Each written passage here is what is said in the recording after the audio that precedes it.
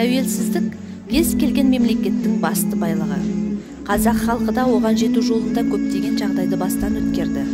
Еліміз үшін 1986 жылғы желтоқсан оқиғасы халықтың егемендікке, өзін билеуге ұмтылуының бастауы болды.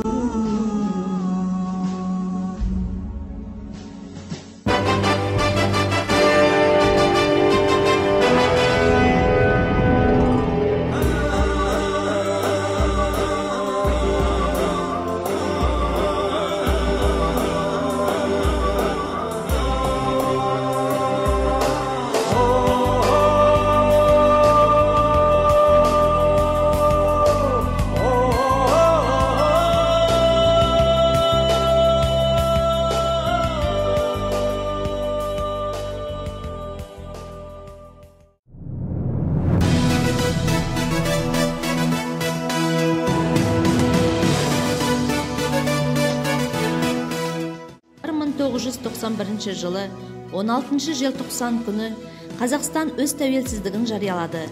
Осылайша әлем картасында тәуелсіз Қазақстан атты жаңа мемлекет пайда болды.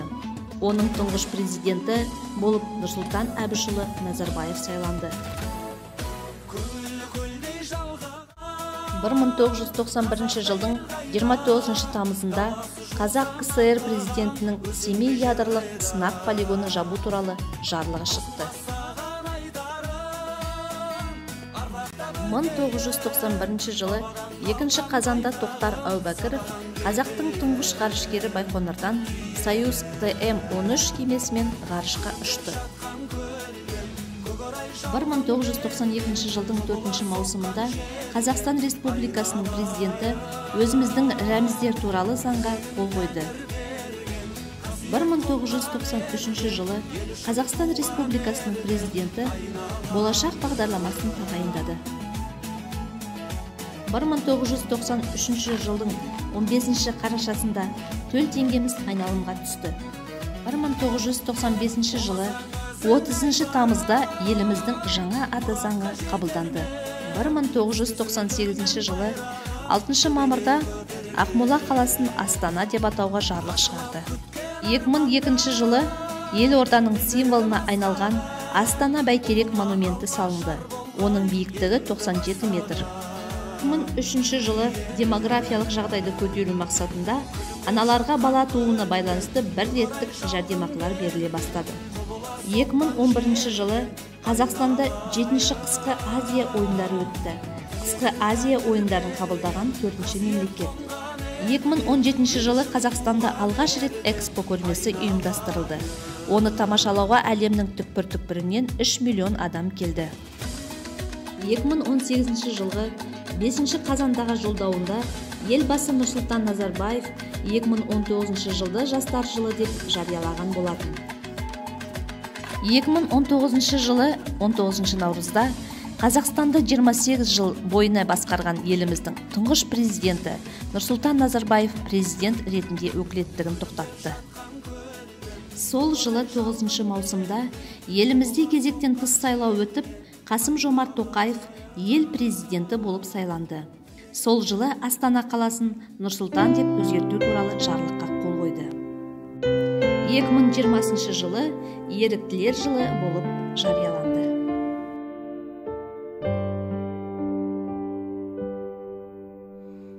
Ғаламат туған жердің даласы.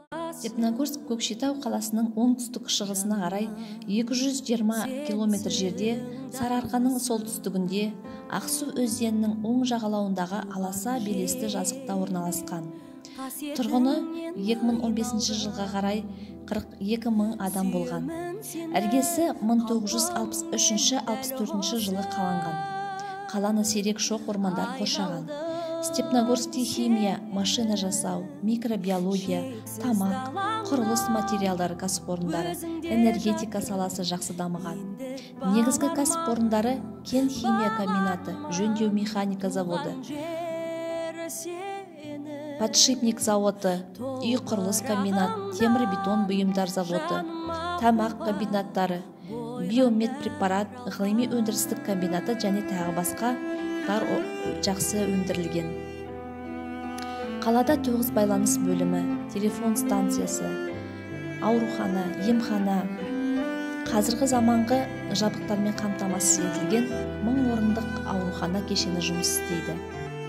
Мектепке дейінгі 38 балалар мекемесі, жалпы білім беретін 13 мектеп, өнеркәсіптік гимназия, 2 кәсіптік техникалық мектеп, оқу комбинат, аймақтық колледж, балалар мен жастардың шығармашылық үйі, жас техниктар станциялары, мәдениет сарайы, 9 клуб, 12 кітапхана, мәдениет және демалыс саябағы, 2 кинотеатр, 2 спорт кешені, стадион, 4 шаңғы базасы және тағы басқалар бар.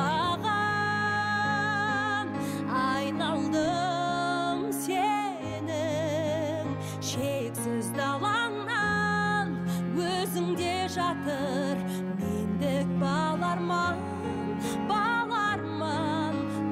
Степногорск қаласының мемлекеттік тілді оқыту орталығы 2007 жылдан бері өз жұмысын істеуде.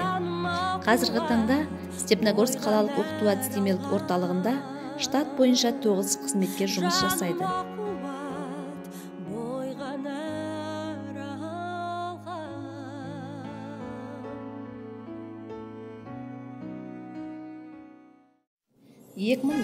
жылдан бастап қазтест бағдарламасы бойынша тыңдаушылар тест тапсырып, сертификат алып келеді.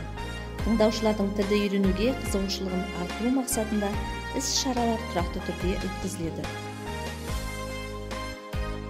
Орталық ашылғаннан бері 2327 тыңдаушы мемлекеттік және ағылшын тілі курстарын оқыды.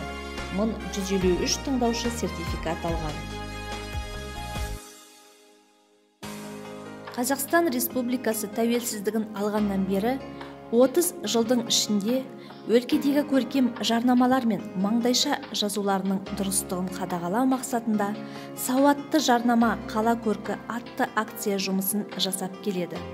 Осыған орай шағын және орта бизнестің субъектілеріне арнап қазақ тілін үйренейік атты клуб ашылып, мемлекеттік тілде сөйлейміз, қазақша үйренейік атты акциялары жұмысын жүргізуде.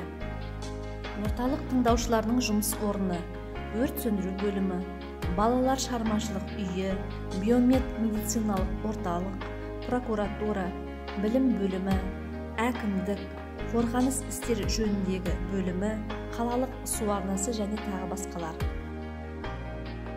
Қаламыздың түрлі мекемелерінен тіл үйреніп жүрген тыңдаушылар арасынан мемлекеттік тілді жақсы меңгерген өзге ұлт өкілдері облыстық, қала көлеміндегі тілге қатысты іс-шараларға қатысып, жүлделі орындарға ие болып жүр.